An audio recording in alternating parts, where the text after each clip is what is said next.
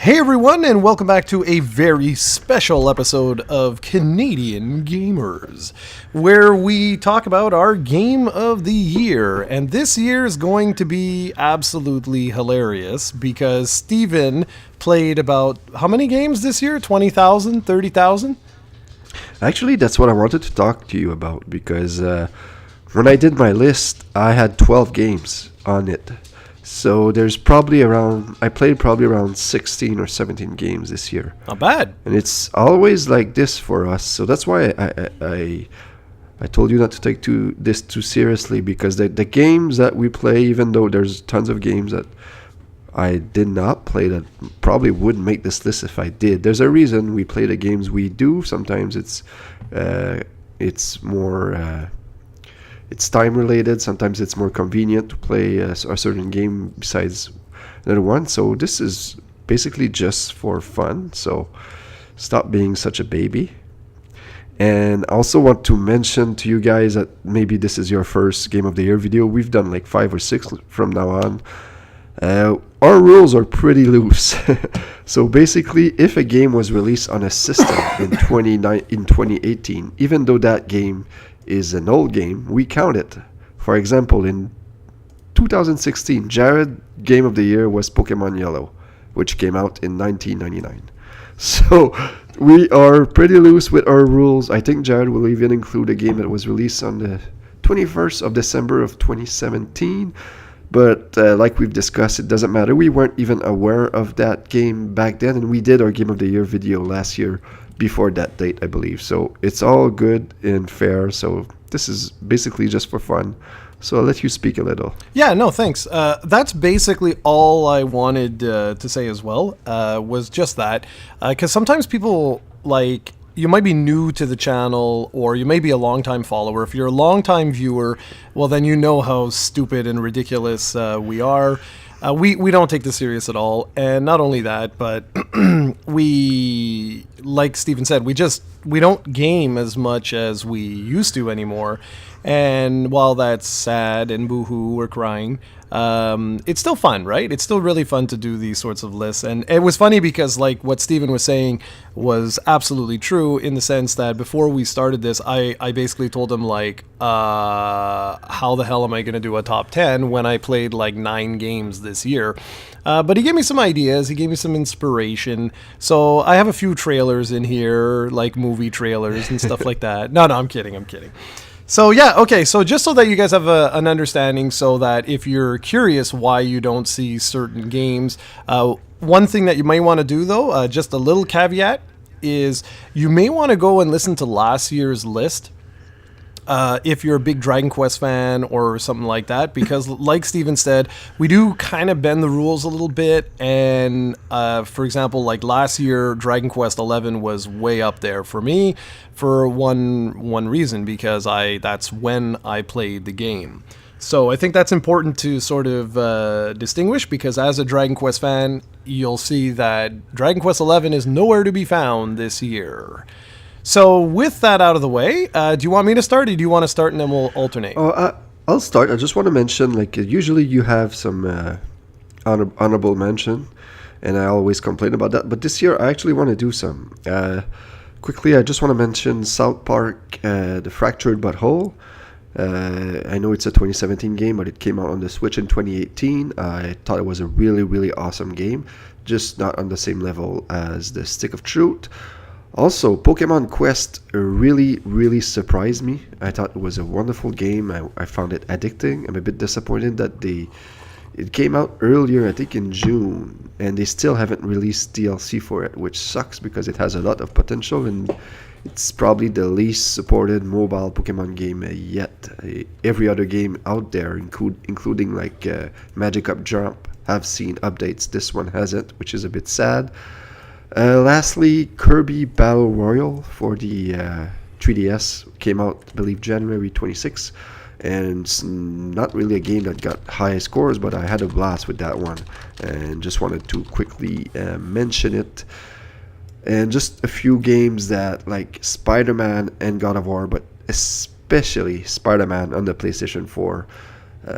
If this was Steven from 10 years ago that was single and had no kids, like I would have been all over those games. But unfortunately, I just don't have much time to play console games anymore. As you'll see, I only have one game that's not a Switch game on my list. So you'll see that, unfortunately, that's just a reality of my life. That doesn't mean that the games I haven't played here are not good. Of course, like God of War won Game of the Year this year at the Game Awards. So like there are a lot of games that I and Jared haven't had the chance to play this year, of course. So that's why I just wanted to mention this quickly. So for me, my number 10 is a game you gave me for my birthday this July, which is Street Fighter 30th Anniversary Collection, I believe the name of the game is. And this is a game that really caught me by surprise because I expected to play this for like an hour and just mess around with it because I'd never really played Street Fighter 3 and the original Street Fighter either, but I ended up playing this a lot more than I thought. Unfortunately, I could only play basically in portable mode, so my fingers were hurting because I had to play with the joystick because the D-pad on the Joy-Con sucks. And then I ordered that D-pad Joy-Con, but I still haven't gotten back to that. But I know I will test that D-pad with the what was it, the SNK collection you bought me for Christmas. That Yep. one I can't wait to try it out with. And then I'm sure I'll go back to Street Fighter eventually because there was still a few modes I wanted to try out, or maybe a few. I think Street Fighter 3 Second Impact, was it? The second one? I think I did not touch much, so I wanted to play that one a bit. But Yep. besides that, I really had a blast, and I thought that collection was fantastic for the price. I don't know how much you paid for it, but I don't think it was very expensive, and it has a lot of stuff in it. So really, really recommend it. That's awesome, actually. I'm glad to see that on your list. And it would be nice if I had friends that would buy me, stuff like that. But alas, I have friends who buy me stuff like my number 10, which, to be very fair, I've only just started this particular game, and some of the games that are going to be on this list will be as such, okay? So, Moonlighter is a game that Steven just got me for Christmas. I've put in a little bit of time, okay? I'm not going to say I put in like 40 hours. I haven't even put in 5 hours. But I just started it out, and it's actually a really, really good game. And it's one of those games where I'm finding I'm using that controller that I got there quite a bit for it. That what was it called? The 8-bit controller or whatever. Because it's perfect for those styles of games, like 2D games. And I don't have too much to say. This was kind of my cheat. All the other games in the list, now that I look at it, are actually games that I've devoted quite a substantial amount of times. Not necessarily games that I've completed, but games that I've put in quite a bit of time. So I'm putting Moonlighter as number 10, and I know that's kind of cheap, but it is what it is. I've really enjoyed it. It's a Zelda, I don't want to say a Zelda clone. It is a game that's been inspired by Zelda, where you run a shop and you run into a dungeon that seems to be changing every time I go into it. It's very difficult, too. It does have difficult settings, and depending on what you want to do, like you could play it. Its default setting is hard, which is what I'm playing on right now, but I'm getting my butt like handed to me. So yeah, it's a very, very fun game, and I'm pretty sure this would actually have gotten a lot higher on the list had I just played it a little bit more. And since you had an honorable mention, I would like one honorable mention that I would like to mention here is Dragon Quest Builders 2. I haven't downloaded that as of the time of this recording. However, I'm fairly certain I'm going to pick it up on the Japanese eShop, and I know it's coming to North America. We just, as usual, we don't know when it's coming. So I kind of on purpose was like, I'd rather leave that until I have a chance to actually go through it. So you can expect that to probably pop up on next year's list, probably for the both of us. So I forgot that we're the way we alternate. So I do number 9 now, right? Yeah, I just wanted to mention about Moonlighter. Yep. I'm glad you gave it a shot. Like, I have it also.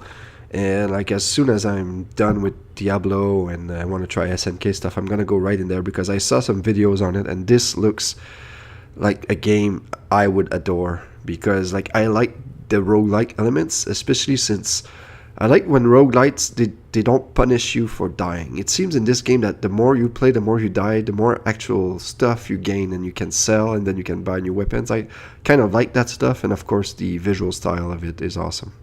Yeah, and I'm serious. I'm not joking when I say that. Like, I'm fairly certain that this would actually go, like, it would get higher on my list. And also, just to be fair to myself here, ever since I've gone back to school, my time is just gone, guys. So, like, during school, I don't play games whatsoever. I'm hoping that this semester I'll be able to, like, when I go and sit down and relax, not every night, but every once in a while, maybe I'll be able to log on some time with Steven in Diablo 3, and we'll get to that when we get a little higher. So number 9 is, I'm going to just say it, number 9 is probably my biggest disappointment of the year, and I still haven't been able to grasp why. And that is Octopath Traveler. I was very hyped about this. Steven was saying, if they would have named this Final Fantasy 27, it would have been really something and whatever. I think my problem that I had with this game was the fact that the stories just weren't that compelling. Like, they were good, and I enjoyed each, like, of the characters that I played, I enjoyed their own particular stories. I just never found, I don't know, like, it never hooked me. And it's one of the very few Square Enix RPGs that I never bothered to go crazy with. Usually with these types of games, I would just go absolutely nuts, would have played through every single character's story and just went totally nuts. But it just didn't grab me for whatever reason. Okay, cool, because my number 9, sorry about that, guys. I have kind of a little cough, and I think you do too, because I've heard you, so you might hear some coughing here and there. My number 9 is also my most disappointing game of the year, which is Pokemon Let's Go Eevee and Let's Go Pikachu. And now, to be fair, this has turned up to be much, much better than I thought it would be. Like, if you've followed the podcast, you've known that since this was announced, I've been crapping all over it. But it turned out to be actually a pretty decent game. And you can go see my review of it. Unfortunately, my review, I believe, I made it too long, because usually my the Pokemon stuff fares a lot better, especially the reviews on our site. But this one doesn't seem to catch on, but that's okay. And the problem I have with this game is that now after I'm 65 hours in, and there's just nothing left for me to do. Like, there's usually with Pokemon games, there's a lot more content and post-game stuff for you to do. In this case, like, there's only 151 or 53 technically with the Meltan and Melmetal Pokemon to capture. So completing the decks took me, like, basically not even a week after the game was out. I had the decks and everything. And then you have this master trainers, which I've already explained why they were terrible. I've done like 25 or 20 or 30 of those, but still, like, I don't see those really as compelling. If the battle tree or something like that would have been in this game, at least that would have been nice, or even some decent online features. Like I said, Pokemon Diamond and Pearl, which came out in 2006, had better online features than this. So for this reason, this usually Pokemon games are near the top or at the top of my list, but this year's offering was a bit disappointing for me. Okay, number 8 for me is Red Dead Redemption 2.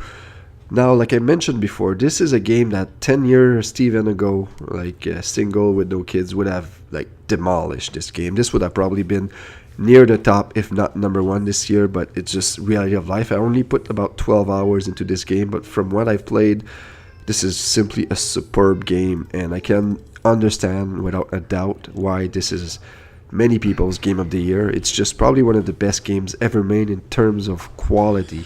Like, it's such a nicely and well done game.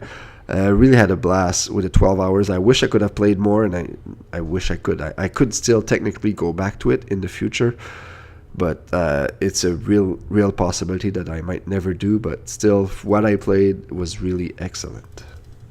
Awesome. You're making me cry. Red Dead Redemption is one of those games where maybe 1 year ago, Jared would have been all over that, even with Spider-Man, God of War.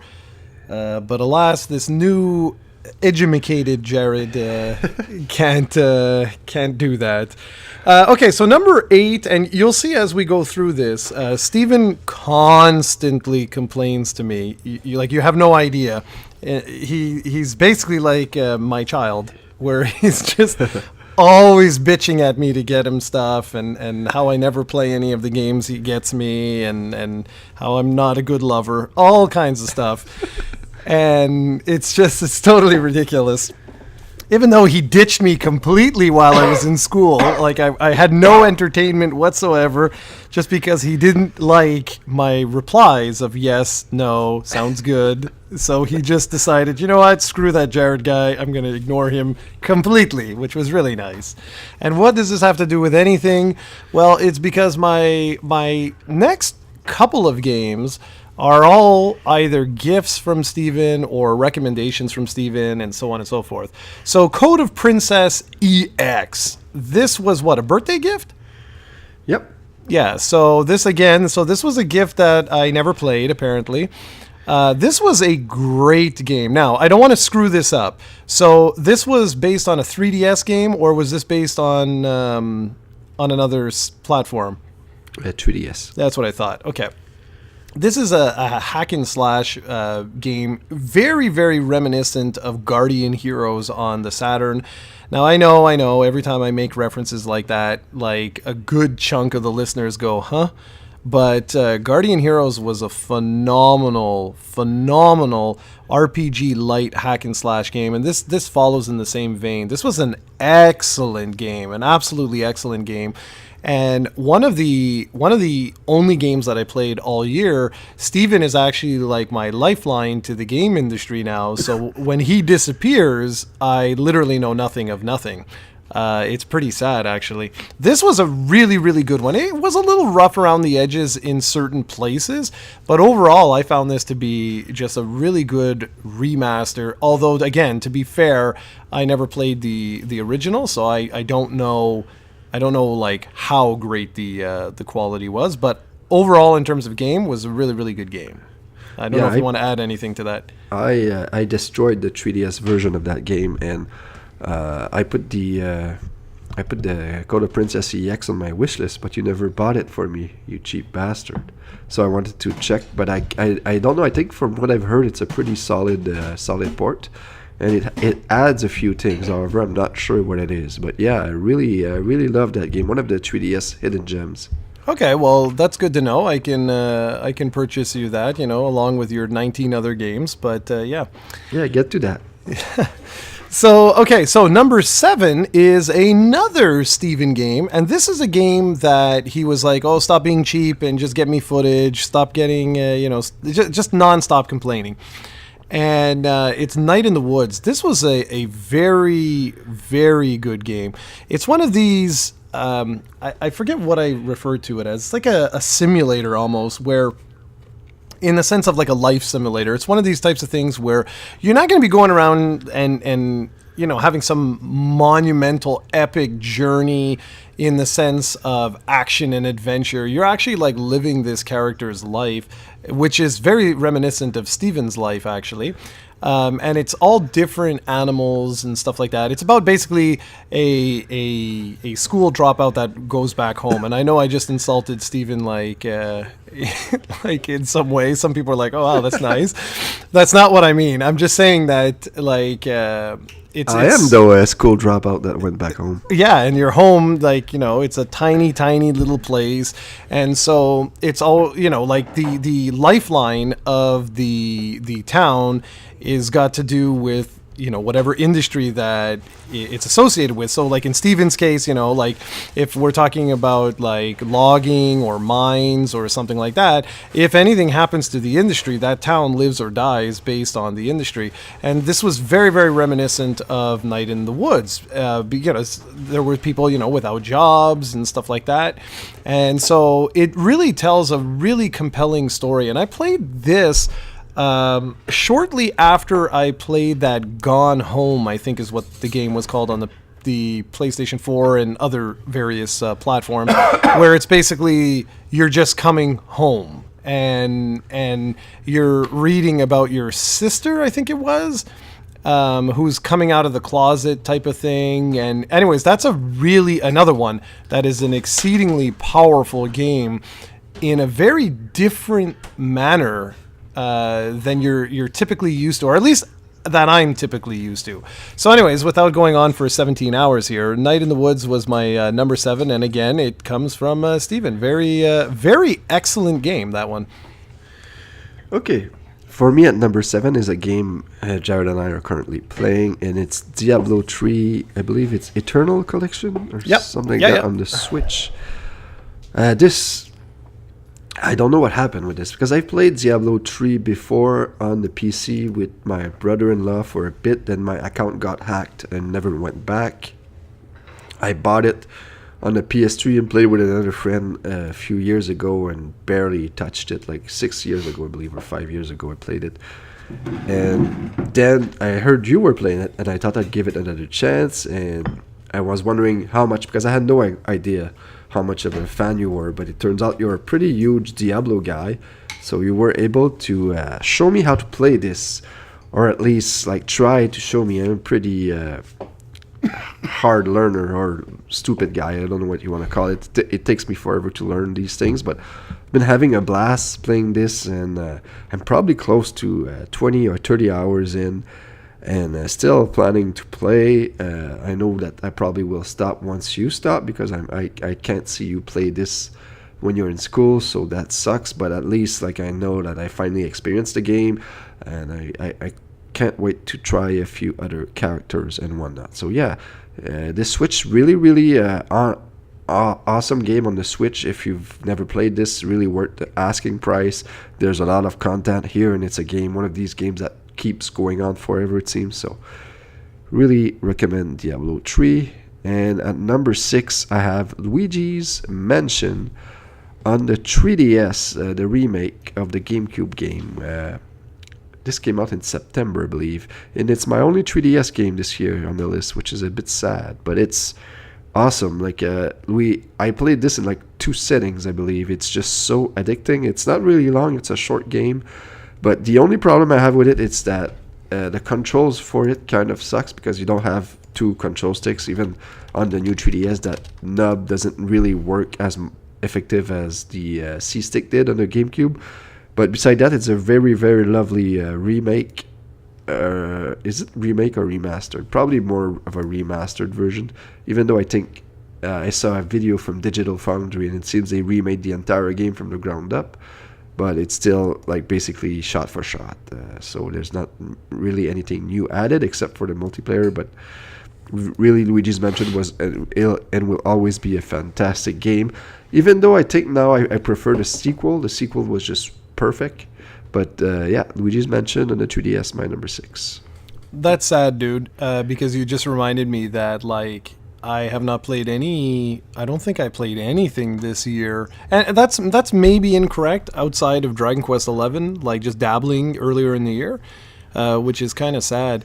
That's one of my biggest regrets, is not having the chance to check out Luigi's Mansion, because when I saw the direct, because that was one thing that you were very good at, even with school, you were like, make sure that you check out the directs. I mean, we only missed the last month. Other than that, we were doing podcasts like religiously, school or not. And I plan to do that, moving forward as well, that we're going to have these podcasts ready to go. So that was one of those things where I was very disappointed, because I wanted so bad to check that out. And I'm very concerned about later in the year. I think I'll be okay until the summer. I don't think there's going to be too many big hits, but I am a little concerned about later on in the year when, like Dragon Quest XI S comes out and stuff like that. Like, I'm like, oh man, it's going to be very, very hard to resist this stuff and really focus in on school. So yeah, that was one of my biggest disappointments of the year, was not getting the chance to check that out, especially considering that the 3DS has grown into pretty much my favorite portable. And so yeah, that's unfortunate. Okay. So where am I? I'm at number 6. Okay, so my number 6 is yet another Steven gift. This, again, was a birthday gift, right? Owlboy? Yep. Yeah, so Owlboy is probably one of the biggest surprises of on my top 10 list. And this, now that I think about it, now that I look at all the different titles here, I think it probably even deserves to go a little bit higher. This is a wonderful, wonderful Metroidvania style game where you do a lot of exploring, get new power-ups and things like that. Just a really, really fantastic indie release that's just awesome. And you'll notice, I don't even know if I've said that yet. Like Moonlighter, not Code of Princess, but Night in the Woods. These are all actually like independent releases, which are pretty amazing, like really, really amazing. If you have the chance, if you like 2D games, which as you can see through my list here, a lot of these games are all 2D games, and my goodness, I just realized every single one of them so far is a 2D game in essence. Even Octopath Traveler is a sprite-based game. So yeah, Owlboy is a really, really surprising game. I was more surprised with Owlboy than even Moonlighter. Moonlighter was, so far, Moonlighter has been very good, but Owlboy just blew me away. Owlboy was one of those types of games where I just couldn't put it down until I destroyed it. And which was so funny because what gifts did you buy me for my birthday? Wasn't it Owlboy and Code of Princess? Yep. So there you go, Mr. I never play anything, and I have both games, actually 3 games, even a Christmas gift on my list. Look at that. Okay. The thing about Code of Princess, though, is that you never told me you played it. That's why. You don't tell me stuff. I know, I have secrets from you. This is what happens. Okay. Number 5 was your number 9, I think, was your biggest disappointment, is my number 5. So starting with actually number 6, maybe we could have set in with number 7, okay? These were games that I put a lot of time in. Code of Princess I played through, but I didn't destroy. Octopath Traveler, I never even bothered to finish the whole thing. And Moonlighter, like I said, it wasn't, like I only just started it. Night in the Woods, it's not like it's an 80-hour epic, right? It's just, I just went through the story, enjoyed the story, and so be it. Owlboy is where, starting with Owlboy, is where I put quite a bit of time. Now, to Jared, quite a bit of time means like 5 hours or up type of thing.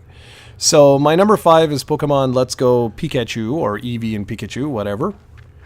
Now, why number 5 and why not higher with this? Well, the thing is, I really, truly enjoyed this remake. And considering Pokemon Yellow will always have a special place in my heart now, thanks to Steven, like, really pushing, saying, you should really try this, and da-da-da, and then finally understanding the complexities and the minutia that makes that series so interesting, and then going on my huge run of Pokemon where played through several generations, I think 3 generations, before jumping into Sun and Moon, and then Ultra Sun and Moon. Actually completed the decks on both of those games and just had a really awesome time.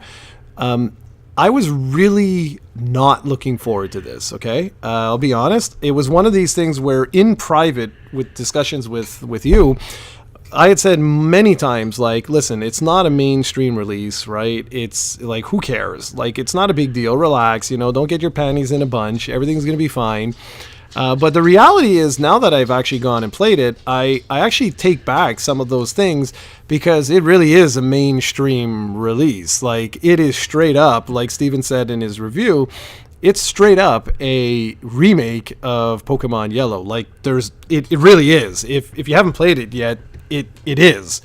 And with that comes a lot of... a lot of unfortunate elements, I consider anyway. I really wasn't into the catch mechanic. I still am not into the catch mechanic. I'm not a huge fan of that. And it feels old. Like, I love the visual design. I still think, though, it was a little rushed, personally. I think it was a little rushed. Like, yesterday, I spent a good hour or so trying to catch Mewtwo, just because, like, he was whooping my butt. And I don't know. There's a couple of places where it looks like they went a little fast with it, but it's fun. It's just then I think of like, okay, well, Steven and I, we can trade back and forth, and he can help me fill up my decks, right? But I look at this and I'm like, like it's all the same Pokemon that we've ever used and have been using, especially you guys, you hardcore fans, that you've been using for like literally decades now. For me, I only got into this like a year or two ago, and already like the fatigue is there where I'm like, okay, like I'd like to try something else. I'd like to play as a few other things, to see some new Pokemon and stuff like that. And the online features are just absolutely hilarious, and that's what I'm referring to where I'm like, ugh, because it's just ridiculous. To be honest, it's not even, I don't even have to compare it to like a 2002 release, 2008 release, a 2000 whatever. This game has more primitive online features than the Sega Saturn's Netlink features of Duke Nukem 3D. I kid you not. It's inexcusable. At this point in time, it's completely inexcusable. And it really annoys me because they're basically like Blizzard in the sense that they can do no wrong. You know, like they're one of the only companies, the Pokemon company, that could actually get away with releasing a game in 2018 with such pathetic online features. Like they're really the only company that could do this. And you'll see what I mean when I talk about Blizzard a little bit later on. So there you go. That's my number 6 and number 5. And we had an interesting discussion on this earlier today when you were mentioning that guys like you shouldn't be reviewing Dragon Quest and stuff like that, and I was disagreeing with you, and I was talking about how like my review of Pokemon is probably one of the most detailed one you'll find. And that's the problem I have with Pokemon, is that the general media, like the IGNs and everybody of this world, they don't have a Pokemon guy like me they're reviewing. So the fact that you and I can talk about how ridiculous this online mode is, none of the mainstream reviews said anything about that. Not a single word. And that really pisses me off, because it's been like this forever with Pokemon, and that's why this series has seen, and it's still my favorite series ever, but it has seen so little improvements in the online area, which is critical, and it's an area that they could grow the series so much. It has so much potential, untouched potential, and they, like you said, they can do no wrong there. Nobody is actually challenging them in that area, which is why I would have hoped there would have been a bit more traction to my review. I know it's long, and I know I'm not the best at talking and whatnot, but it's just stuff like that. I wish they would realize that they know they have a gold mine. Obviously, they're making tons of money. Pokemon is the most profitable franchise ever, including all like Spider-Man, Media. all media, like Star Wars, everything. So they have made money with this, but still, like it sucks that they're getting away with lower quality. Yeah, and just before you continue, I just wanted to say I see your point now. When we were texting back and forth about that, it's just I always fear, like, if you don't know, guys, every time there's a new Zelda or Dragon Quest, like, Steven's like, really, I'm not joking, where he'll be texting me constantly saying, like, where's the review? Where's the review? Where's the review? Like, get the review out, damn you, lazy bastard, and so on and so forth. And I'm always hesitant. I really am always hesitant, because am I looking at this as a fanboy, like, you know, as like a hardcore fan? That's why I've always been reserved when it comes to writing reviews, because it's like, am I actually going to be looking at this objectively, or is it like it's going to be the greatest thing since sliced bread? And the last review that I did for that was my Dragon Quest XI review. And I actually rewatched it this morning, talking with Steven. I actually stand by with what I say there, because I am actually a little objective about certain things. I talk about certain things that didn't work quite as well. And I actually had a war with quite a few people on YouTube when I declared that the 3DS version was actually better than the PS4 version in terms of content and just overall difficulty and stuff like that.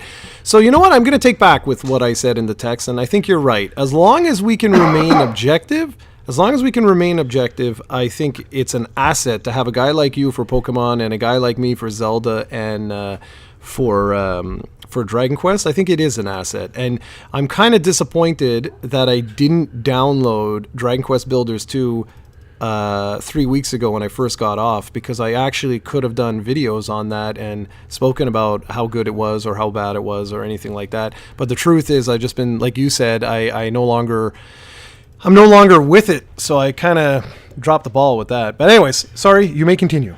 I'm just saying, you still have a chance. You don't start school till next Saturday. Just saying. I know. All right, number 5 for me is Bloodstain Curse of the Moon. And I almost said Circle of the Moon, even though I have it written right in front of my eyes. I've said this, I'll say it again. This will be better than whatever the name of the next game is. What's the name of the game? Ritual of the Night. Ritual of the Night. This will be better. And I don't know about you, but the news that they brought in, who did they brought? Way Forward? Yeah. Way Forward is a very talented developer, don't get me wrong, but that's not a good sign when this late in the game for a game that has been delayed for like 3 years now. Still, it could come out and be the best game ever. Let's hope so. But anyway, I don't want to talk about that game. I want to talk about Curse of the Moon. All my top 5 remaining games, by the way, are all 2D games, like you mentioned before. Curse of the Moon, just fantastic. I simply destroyed this game when it came out. Played it, never stopped. Just amazing. I always preferred, like I've said, and this was a surprise too, the 2D Castlevanias over the Metroidvania Castlevanias, even though I still like those. I like the action bits. I like the only thing about this game for some reason was the soundtrack. The soundtrack didn't hook me, and that's weird because I usually never mention that stuff. But I think you might have this game coming up, so I don't want to talk too much about it. So I'll wait for you. If you do, if you don't, well, maybe we'll talk about it a bit more later. Number 4 is Octopath Traveler. For you, it was a disappointment. For me, it was a surprise because I did a review of this and I mentioned the 2 biggest faults of the game. The first one, which I said was the story, which you did mention before. But like I said before, I don't actually, which is surprising, play RPGs or games in general for the story. Me, storylines are usually bonuses, and there's stuff that will, like, example, Last of Us 2. Last of Us 2 would have been a fantastic game without the story. The story just made it that much better. Octopath Traveler's story sucks, in my opinion. Like, it's just, there's 3 of the 8 characters' storyline that are worth following. They're entertaining, I won't give it away, but the other 5, I just basically skipped dialogue after a while. And the thing that doesn't, kind of broke the reality, or I don't know what the word I'm using here, is that these characters don't really interact with each other. So sometimes an event will happen where the other characters are in your party 1 second ago, and then after the battle they're gone for no reason, and something will happen to one of your characters that could have been easily preventable if your party members would have done something about it. So you have to suspend your disbelief in this game for some reason.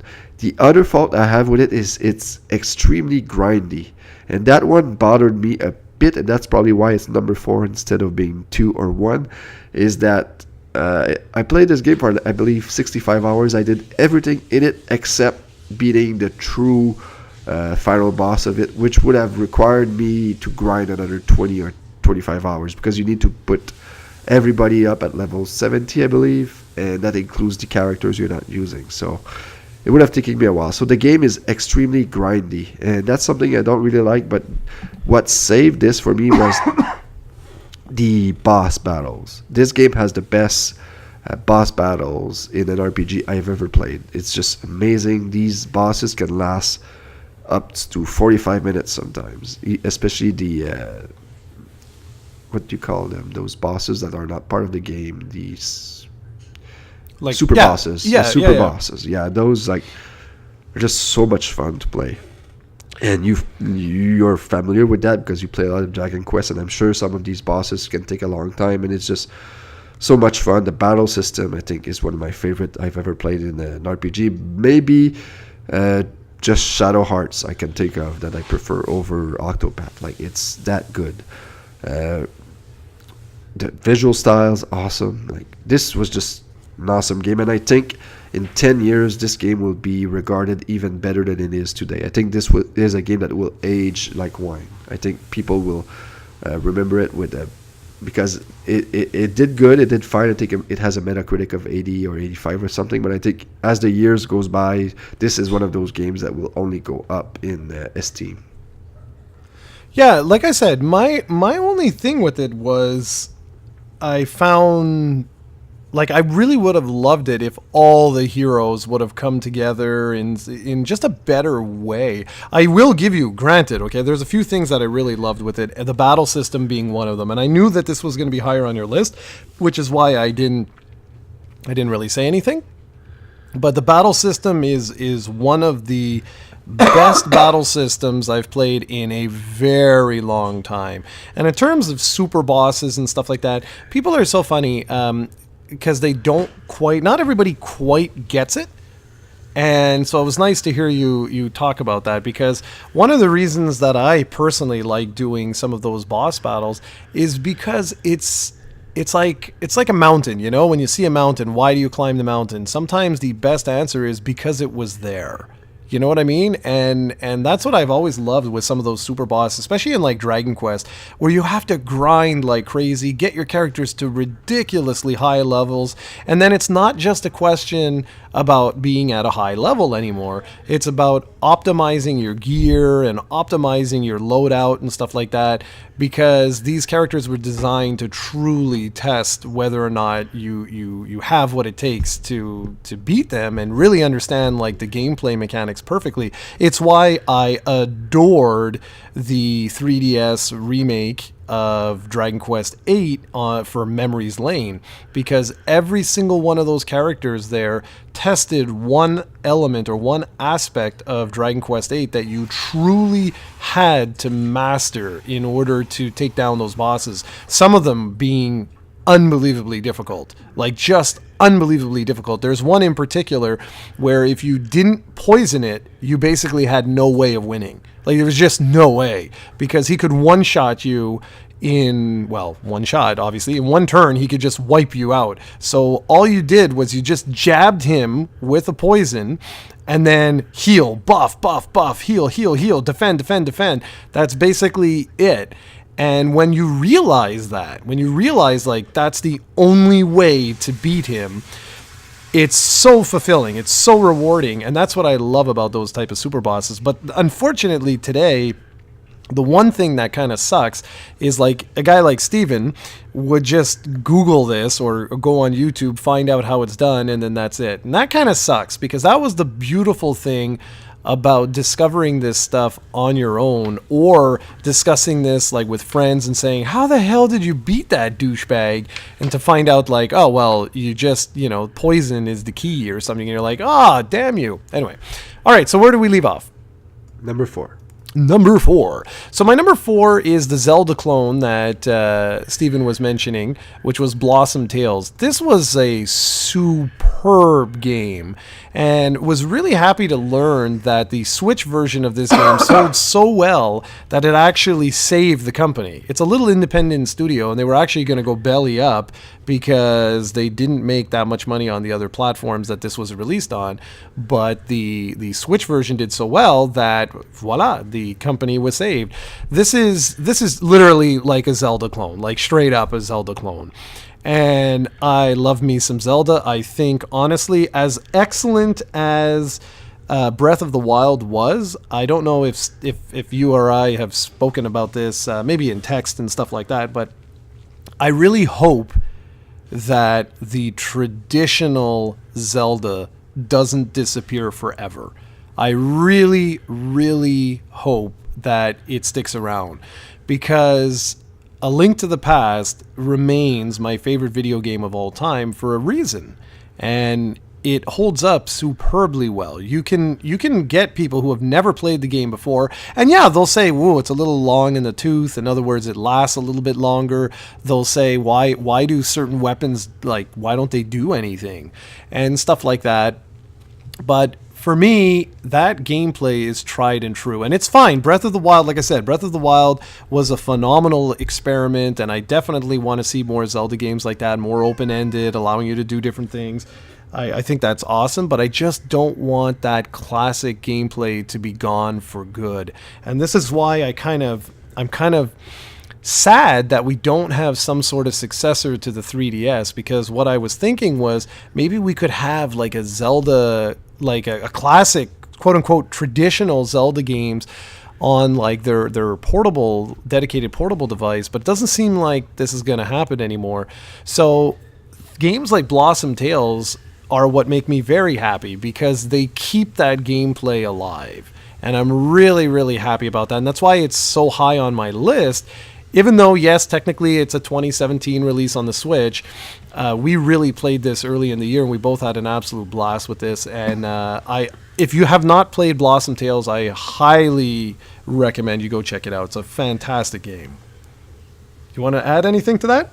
What's the subtitle of the game again?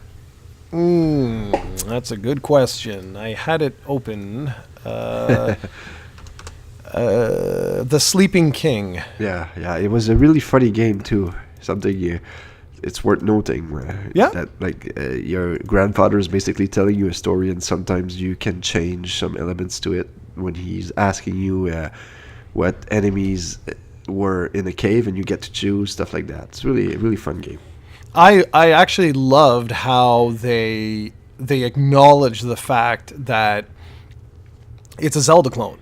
Like, they're not... They actually have fun with it. Because, like, the game starts off, and it basically... like, they're talking literally like you're about to play this Link type of thing, you know? Like an elf in green... like, the grandfather's like, what do you think this is? Like, you're going to be like an elf wearing green garb or whatever, you know? I thought that was awesome. It's a really, really good game. Okay, number 3 is a game that Steven mentioned earlier, which is Bloodstained Curse of the Moon. This was a really good game. This was a really, really good game that, believe it or not, Steven actually destroyed before I even had a chance to really get into it. And this, I agree with you though. Outside of the first level, I think it was, I think it was the first level. The rest of the music, it's not that it was bad.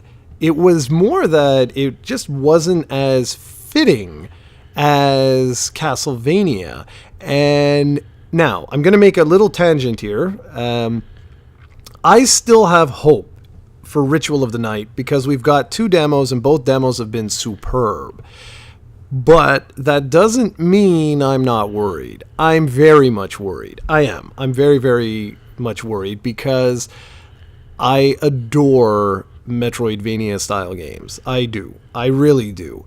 And I adore traditional Castlevania-style games. Why I say Rondo of Blood is one of my favorite video games ever made.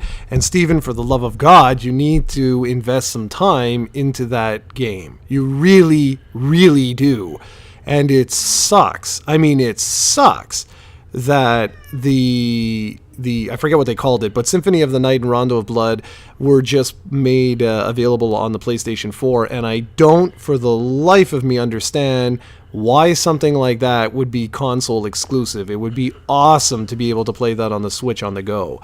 But you really need to play that one, man. It takes everything that you like from the action games, and it offers like multiple paths and stuff, but not in an obvious way. Like you'll go to make a jump, you'll get hit by a Medusa head and then fall into a pit, but instead of dying, you realize that there was a whole other level, like a sub-level below you, which is absolutely incredible. So let's see. So we're talking about Curse of the Moon. What else do you want me to say that you didn't talk about? Because you said we can talk about it after.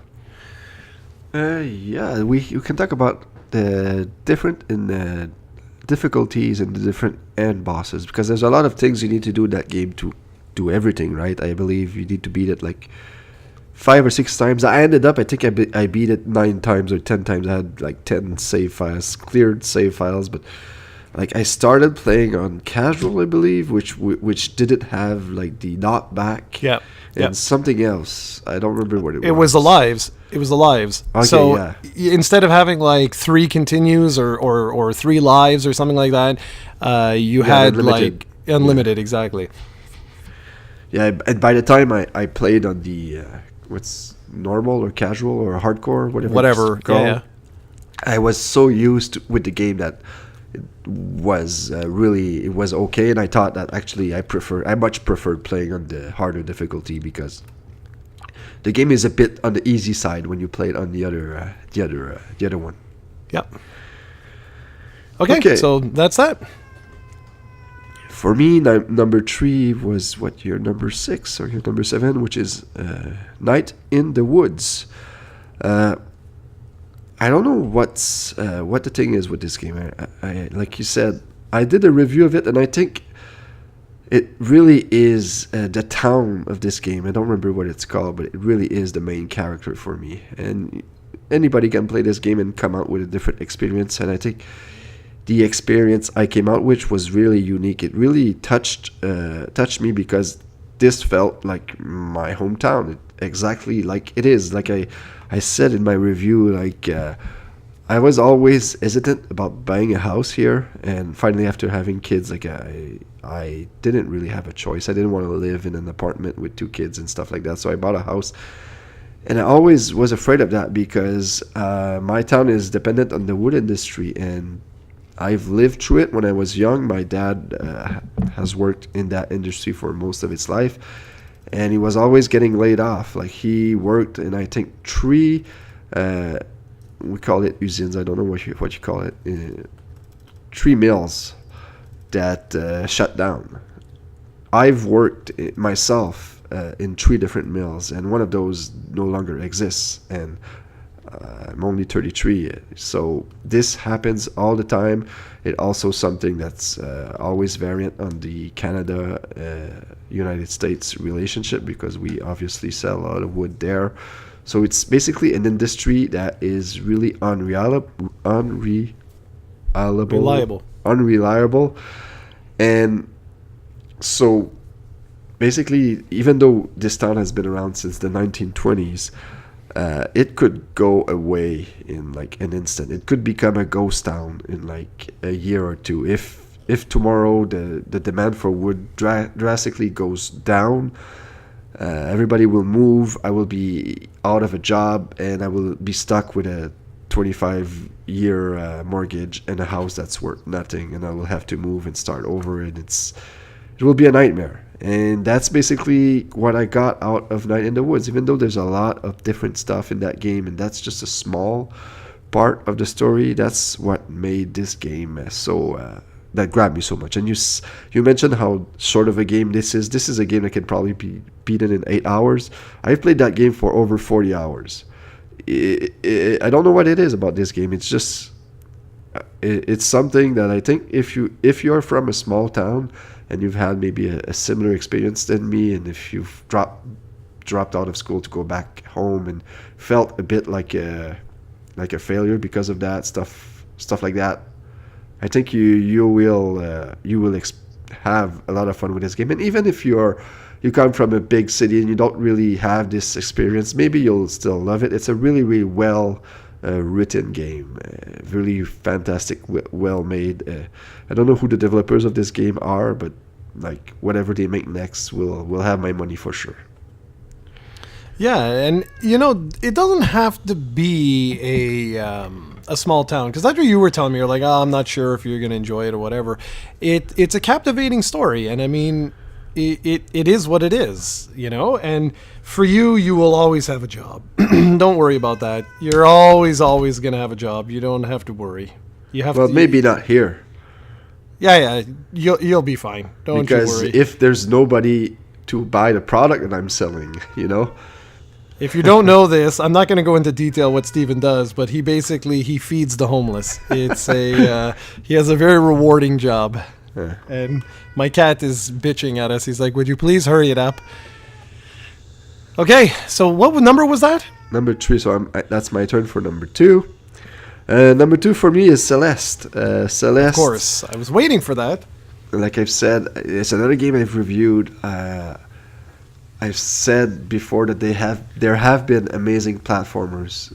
These have existed for years and years and years. But this is the first time where I play a platformer that's amazing, that has a style, the caliber of a story like Last of Us 2. Celeste has the best story I've ever seen in a platformer, and one of the best story I've ever seen in a video game, period.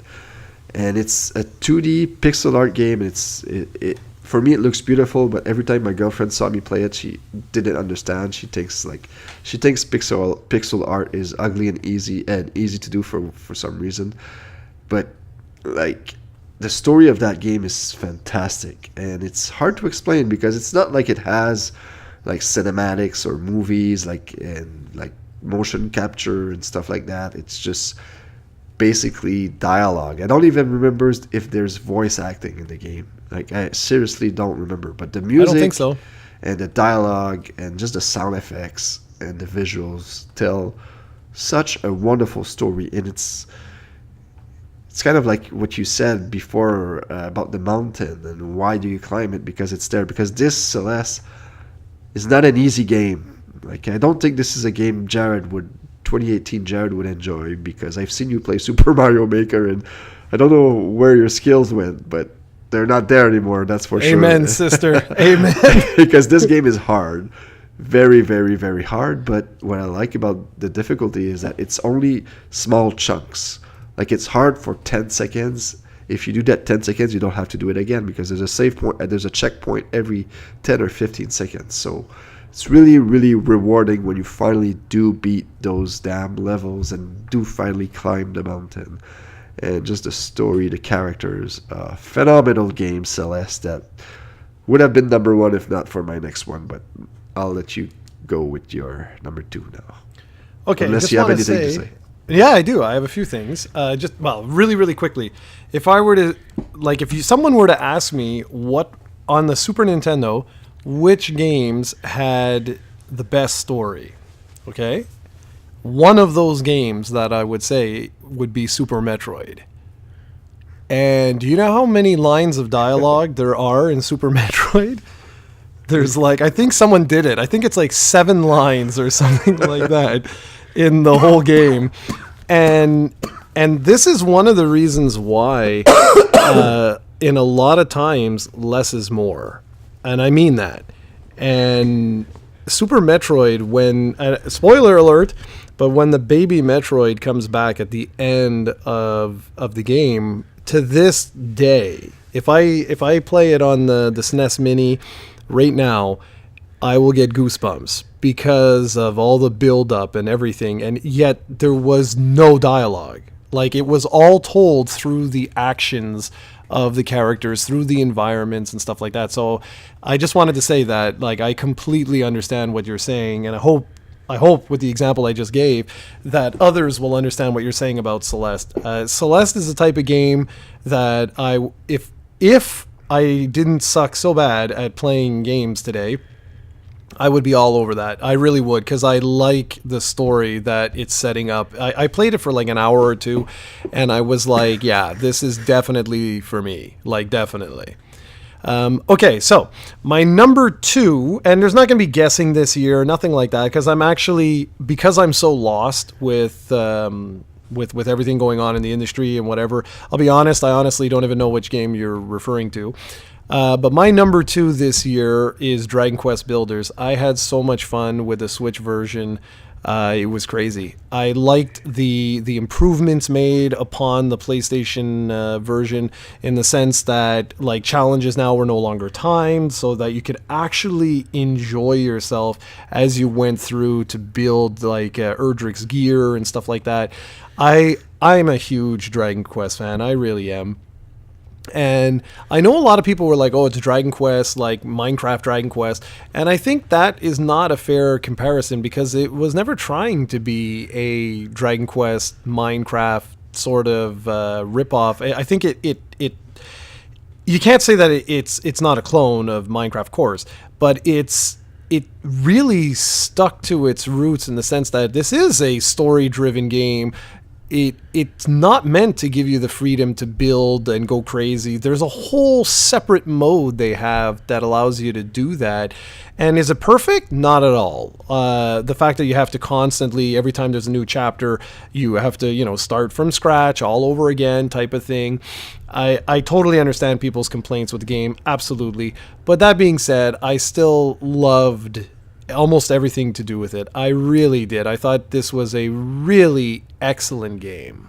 So I don't know if you want anything before my number one. This is one of those games that I had to cut from my top 10. It just didn't make it. But I've played a lot of Minecraft like back in the day, and that was my biggest problem with Dragon Quest. I reviewed it. I had a blast with it, but I wish that they gave you more freedom to build and they let you use more of your creativity. Like every time they made you do something, you always had a pattern that you needed to follow, like block to block, and you needed certain parts and you needed to do it a certain way, and that was it. And I thought that was a missed opportunity, because when you have like a block building game like this, it's okay to give us a bit of a structure, but let us explore and let us use what we find to build the stuff that we need to build. I thought that would have made it a much better game, and I don't think they've done that for Builders 2, although I would be curious to try it out. But I wish they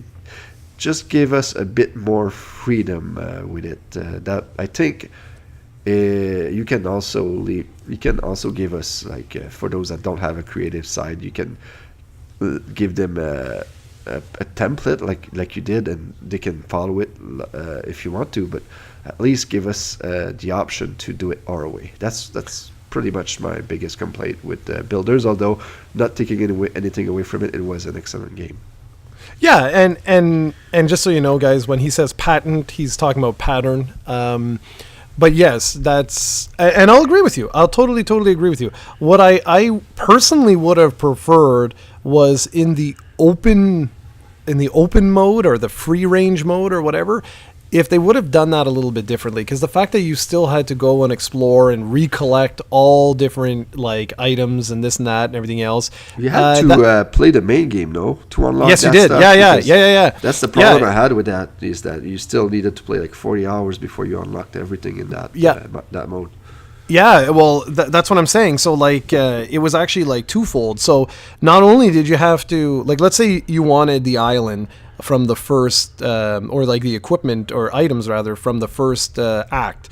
So, you had to complete Act 1 in order to unlock the free range mode, or free build, or whatever it was called, in the game. Now, the problem with that was then you had to go and collect all the items all over again in that mode in order to build whatever it is you wanted to build. I think that could have been handled a little bit better. I'm not a game designer, so I don't know how they could have necessarily like fixed that. But the fact that you had to go and collect the stuff already, why didn't you just have it unlocked from the get-go?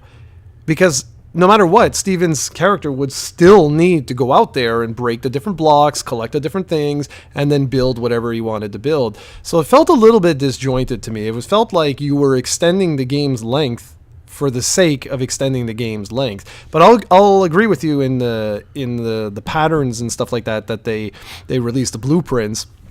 That could have been done, I think, in a different way.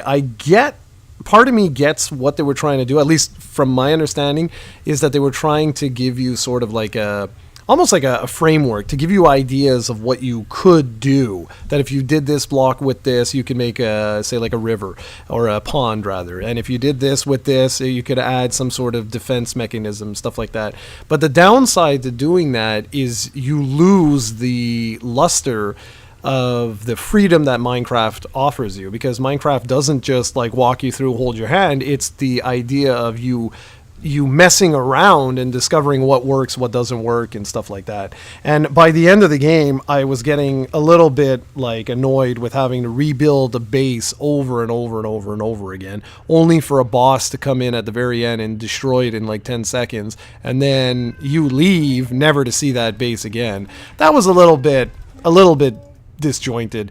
And I could actually tell you if they fix that in 10 seconds. All I'd have to do is play the Japanese version of the game, and I'll know right away. Do you have any idea about the game? Did you read anything about it? Do you know nothing, what dude? No, improvements man. they made? No? Nothing. Absolutely nothing. And just a real quick scan on YouTube shows that absolutely like no one is has imported the game. Like there's only a couple of videos of basic, like, 20 minutes of someone just messing around with it, but not even talking over it or anything. So it's just a real shame I start back to school, because I think that could actually have brought us a lot of different views of not necessarily a full like gameplay like exactly. I did for Dragon Quest 11, there's but still just tons of time, man. Yeah, you say that, but well, anyways, we shall see. We shall see what I can do. And record footage for this podcast while playing that. Oh yeah, of course you would say that. Of course. I'm always gonna try to hook you. I know, I'm like and do a it. drug dealer. I need to hook He's you. always pushing. He's always pushing. Okay, so my number one is a game that I did just for you, and I hope you're happy. Because the truth is that this year, my life was a roller coaster ride of emotion. It really was. It's been an insane year. We're recording this on Sunday, December 30th, and it was a really hard year this year in some regards. Going back to school is not an easy thing to do when you're 75 years old. It's hard. When you haven't been to school in so many years, you doubt your abilities. You're like, well, can I still do this type of thing?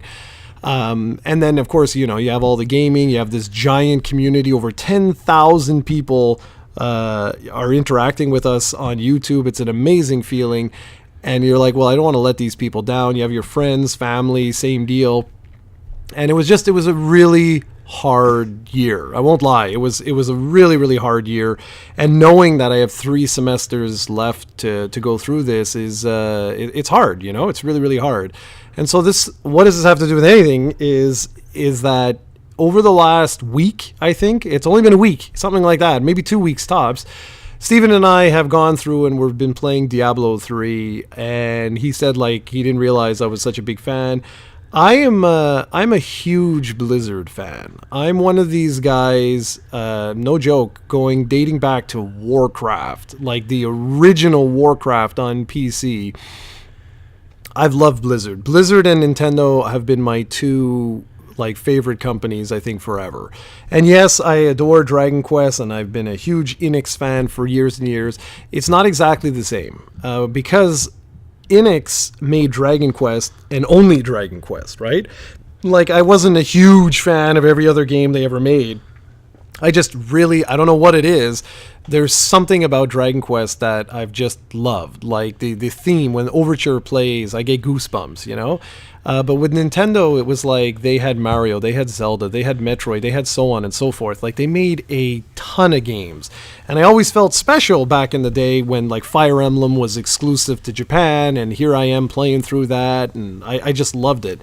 But with Blizzard really is another Nintendo, and it's why I'm very nervous about the future of that company now that Activision is getting more and more and more involved. Because like I said with the Pokemon company, Blizzard really for a long, long time was the only company on Earth that would be able to get away with not making a sequel to a game that sold 20 or 30 million copies, and then you just leave your fans for a decade or more with nothing. You give them nothing. And then you finally release a sequel, and that sequel goes on to being, one of the highest selling video games in history. And then yet again, you do nothing for it for years and years and years. And Diablo is a great example of that. Diablo 1 was a really awesome dungeon crawler. That's basically all it was. Super simple by today's standards, but it was an amazing game. And when Diablo 2 came out and really expanded upon what the first Diablo did, it sold unbelievable. It was the highest selling PC game for decades, like forever. Like, okay, decades is pushing it, but for a long, long time. Warcraft, when Warcraft 3 came out, they pretty much perfected real-time strategy games. And these were the only games that I really played on PC for any amount of time. And just getting into World of Warcraft, I'll tell you, if there was a console, like let's say World of Warcraft somehow could be replicated on the Switch, I assure you I could get Steven hooked on that game. And that's why Diablo 3 is on this list. It's because of the friendship. It's about the memories and things like that. Playing Diablo 3 alone, like if Steven never got back into it, but if he never played this, it wouldn't even be on my top 10 because it's a game from like, 5-6 years ago now that I played on PC. I destroyed it on PC. And it's the game that's released today is nothing like the game that was originally launched. People forget, but when Diablo 3 was originally launched, it came with a real money auction house. So like the gear that you found, you could actually sell for real money. And that basically broke the whole game because if I had a lot of cash, I could just spend it and max out like a character in no time. And then, just wreck face. And it was like, well, that doesn't really make any sense. There was no adventure mode back then. There were no seasons, none of that stuff. And so I actually played through the PlayStation 4 version with my brother. And then when the Switch version came out, I was planning to purchase that for you, by the way, for Christmas, but I was like, I'm not sure because you had mentioned multiple times that you never got into it, it was too complicated or this, that, and the other thing. So I was like, I don't know. So instead I got him a bunch of other stuff. But playing Diablo 3 with Steven, even though we barely chat, I think we've chatted like maybe 2 or 3 times in the amount of times that we've played the game, but it comes down to what I've always loved about gaming, which if I'm going to play multiplayer, co-op is where it's at for me, especially today. It's why like going through the Halos with Steven or Gears of War, some of my greatest like video game memories are us staying up all hours of the night with me dying excessively and Steven are your eyes open? The roles are reversed with Diablo, which I love because to be honest, if it wasn't for you, I had no clue you were a Diablo 3 guy or Diablo guy, so I put this on the list. But if I would have known you were a Diablo guy, I would have bought that at launch. I would have played this way earlier. Because I always prefer, like you, I prefer co-op. The only game I like playing competitively is Pokemon. But besides that, this is a blast to play online with you. Even when you are not playing, sometimes I'm barely doing anything. I'm just following you right at your back because I'll get killed instantly if I don't. And it's fun. I don't know why. And I'm learning a lot. In fact, probably once we're done this, if my kids are still sleeping, I'll go and try to finish off the 4th chapter of the season. And it's just a lot of fun, and I hope we get a chance to continue this once school starts for you. I hope so. And I mean, the one saving grace, truly, the one saving grace we have with it is that you don't really need to chat very much because the tools that are in the game allow you so that you can follow one another. And the new season starts, I think, January 18th, something like that. And it'll be fun. It'll be fun to either try, a new build or a new character. And I still have lots of stuff to explain to you about this. And it's fun that just getting into this, like I said, is especially after the year I've had, it's nice. It's nice to have those memories of just sitting back, relaxing, and playing a game together. And it's one of the reasons why moving ahead, I absolutely can't wait for Animal Crossing for that reason. Yeah, just for that reason. Just reminded me that's 2019. Yeah, man. So that'll probably be. I'll tell you right now, guys. With the schedule I have, expect that to be my number 1 game next year. Unless something else comes out that is just glorious. I'm positive that will be my game of the year because it requires no time to play it. You can just play it for 5-10 minutes, laugh, and usually happens is that you say that, but you end up playing it for 10 hours in a day, and going to bed at 4 a.m. Yeah, well, that's your fault. So, But yeah, okay, yeah. so that's Just it. saying that. Yeah, 2019 will probably be Animal Crossing and Pokemon 2019 for me. Those two games will be hard to beat unless they're horrible for some reason. It's hard to mess up an Animal Crossing, although I can see it happening with Pokemon. But with Animal Crossing, I would be surprised if that game doesn't end up at number one or number two next year. Okay, for me, I'm now down to my number one, and I'm surprised you already forgot about this game. And it's from a little studio called Sabotage. It's from a studio Oh, right. based Yeah. in Quebec City. It's The Messenger, and it was Yeah. released in August. When was this released? August, I believe. Yeah, summer, late summer, Yeah, I think. it came out for the Switch and on Steam. So whatever version you get doesn't matter. Just get it. I've said it and I'll say it again. It's probably my favorite game of all time. I'm gonna wait a few years to say it because you never know. A Link to the Past has been my favorite game, although Super Mario World is close. It's debatable, but those two games are hard to beat. But The Messenger might be the one to do it, and it's just that incredible. It's a bit unfortunate that not as many people played The Messenger on the Switch as they did with Stardew Valley, as they did with Celeste, as they did with Golf Story. It didn't catch on as much, and I think some of it has to do with the name. The Messenger is not really a name that catches on. You don't really like it's a game that the first few hours it's kind of plays like sorry about that. Plays like Ninja Gaiden at the beginning, and then it becomes a Metroidvania. So if the name would have been more of a reference to Ninja Gaiden or something, I think it would have been a bit more successful. That being said, they're still coming out with free DLC, I believe, in January. And they did release an update with a new Game Plus, stuff like that. So they are still supporting this game. They know they have a solid game ahead of them.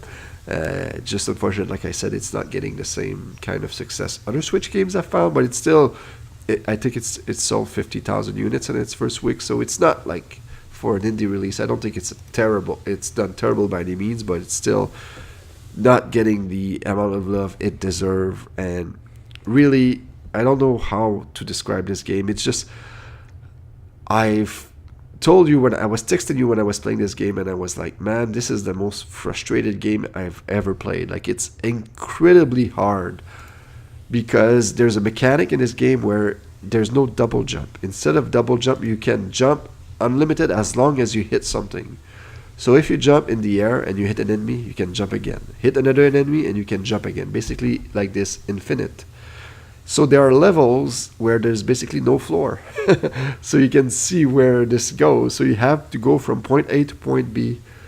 And if you don't hit an enemy, you die because you'll fall in the pit. And that's pretty common, and you die pretty quickly. So I was extremely frustrated by this game because unlike Celeste, it's not 5-10 seconds. Like, you need checkpoints, and those checkpoints can be a few minutes apart sometimes. So I did not expect this to like it as much, but then I finally beat it after like 20 hours. I did 100% of it, and then I immediately, right after, started another 20-hour game. And something amazing happened. On the second time I played through this game, I found the game to be almost a breeze. Like, it was not extremely, it was easy. And this was a game that a few days ago I thought was the most frustrating game I've ever played. It's just, once you actually play the game, like any game out there, you get better, obviously, but it's just, you learn the mechanics, you get less frustrated, because I found sometimes that even in a part that was extremely frustrated, if I would put the game down and come back to it like 30 minutes later, I would do it the first time. It's just something you have to control your emotions with games like this.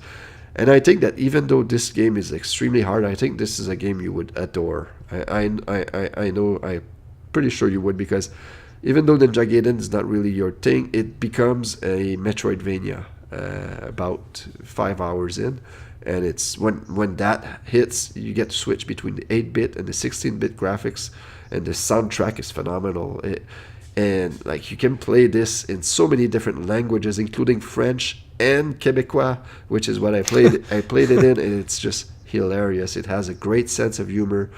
very well made, and it's a game that I hope gets more love, and it needs it because I can't wait to see what these guys come up with next. Yeah, I totally forgot about that, and you're right. That's another one that I would like to play. So just looking as a quick wrap up, because we're already over the hour here. I can't get over how many of the games that I picked are 2D or play 2D. Even Diablo 3, technically, you know, with its viewpoint, it's not like a fully... Yes, it is fully 3D and everything like that. But, my God, like, almost everything on my list is like 2D. It's crazy.